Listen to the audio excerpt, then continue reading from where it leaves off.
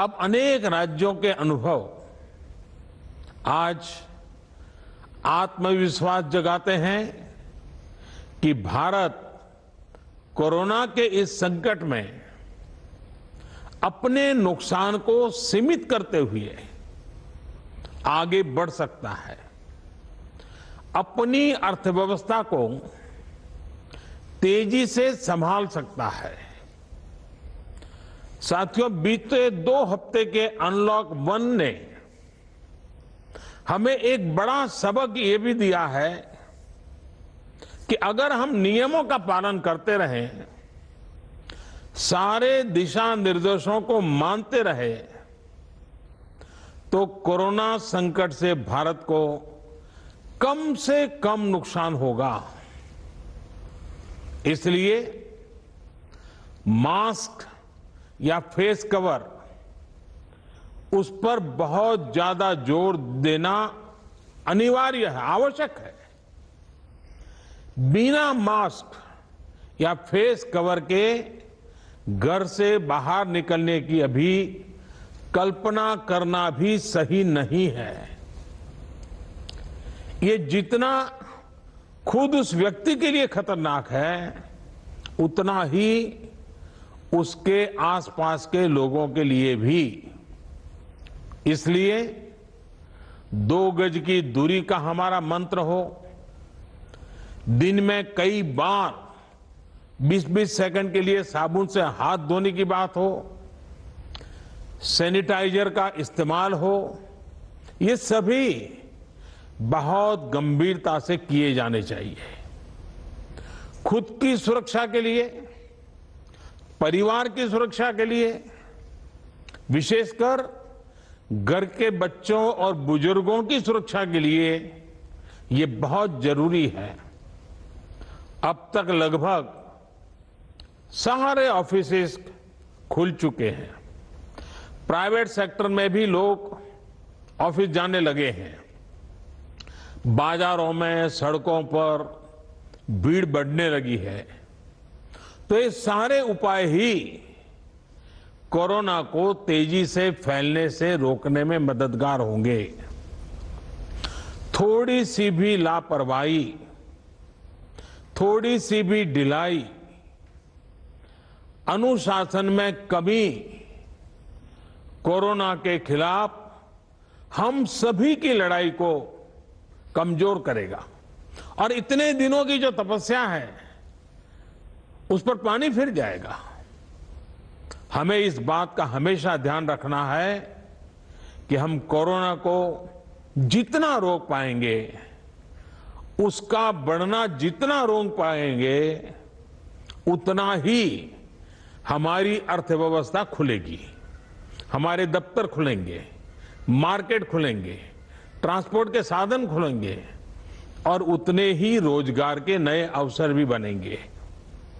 साथियों, आने वाले दिनों में अलग अलग राज्यों में इकोनॉमिक एक्टिविटी का जिस तरह विस्तार होगा, उससे मिले अनुभव दूसरे राज्यों को भी बहुत लाभ पहुंचाएंगे।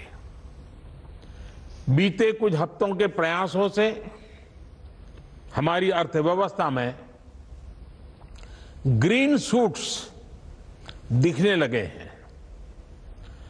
पावर कंजम्पशन जो पहले घटता जा रहा था, वो अब बढ़ना शुरू हुआ है।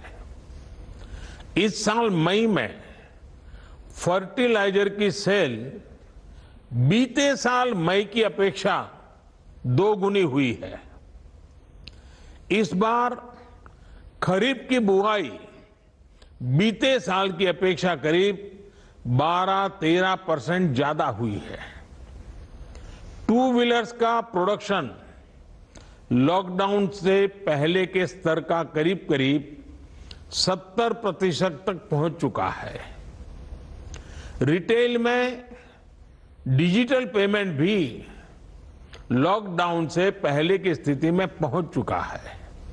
इतना ही नहीं, मई में टोल कलेक्शन में बढ़ोतरी होना इकोनॉमिक एक्टिविटी में वृद्धि को दिखाता है। लगातार 3 महीने तक एक्सपोर्ट में कमी के बाद जून में एक्सपोर्ट फिर से बाउंस बैक करके पिछले साल के प्री कोविड पीरियड में पहुंच गया है। ये तमाम संकेत है जो हमें प्रोत्साहित कर रहे हैं, आगे बढ़ने के लिए प्रेरित कर रहे हैं।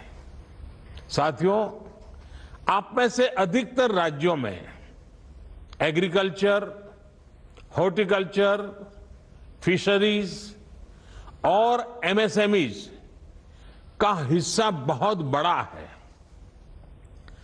आत्मनिर्भर भारत अभियान के तहत बीते कुछ दिनों से इन तमाम सेक्टर्स के लिए अनेक प्रावधान किए गए हैं।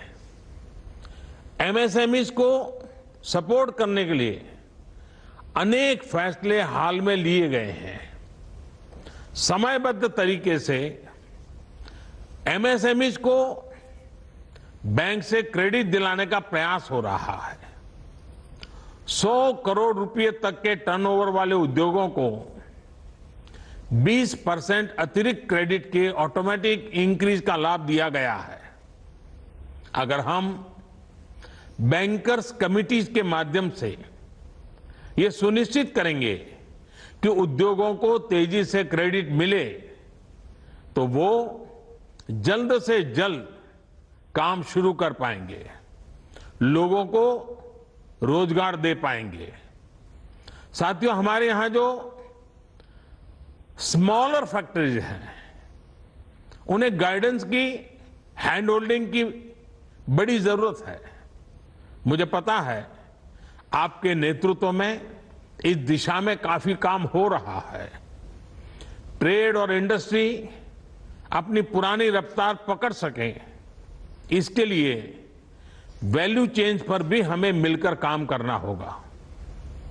राज्यों में जहां कहीं भी स्पेसिफिक इकोनॉमिक एक्टिविटी पॉइंट्स हैं, वहां 24 घंटे काम हो, सामानों की लोडिंग अनलोडिंग तेजी से हो, एक शहर से दूसरे शहर तक सामान जाने में स्थानीय स्तर पर किसी तरह की दिक्कत ना हो, तो इकोनॉमिक एक्टिविटी और तेजी से बढ़ेगी। साथियों, किसान के उत्पाद की मार्केटिंग के क्षेत्र में हाल में जो रिफॉर्म्स किए गए हैं, उससे भी किसानों को बहुत लाभ होगा। इससे किसानों को अपनी उपज बेचने के लिए नए विकल्प उपलब्ध होंगे, उनकी आय बढ़ेगी और खराब मौसम के कारण, स्टोरेज के अभाव के कारण उनको जो नुकसान होता था उसे भी हम कम कर पाएंगे।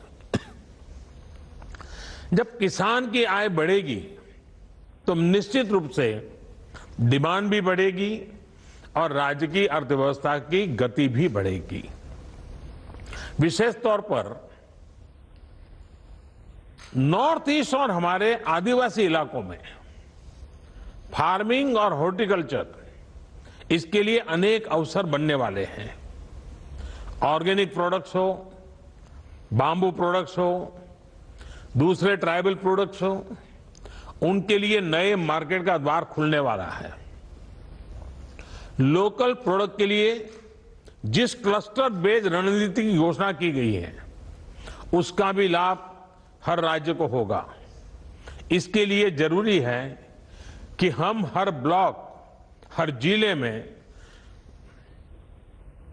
ऐसे प्रोडक्ट्स की पहचान करें जिनकी प्रोसेसिंग या मार्केटिंग करके एक बेहतर प्रोडक्ट हम देश और दुनिया के बाजार में उतार सकते हैं।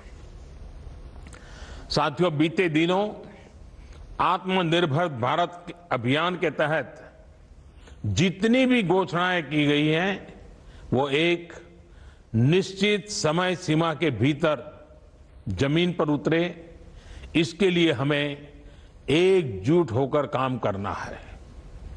इस पृष्ठभूमि में कोरोना से लड़ाई और इकोनॉमिक एक्टिविटी से जुड़े आपके जो सुझाव हैं, जो तैयारियां हैं, वो जानने के लिए मैं बहुत उत्सुक हूं। और मुझे पक्का विश्वास है कि अनुभव के आधार पर आपकी जो बातें आएगी वो आने वाले रणनीति बनाने में बहुत काम आएगी।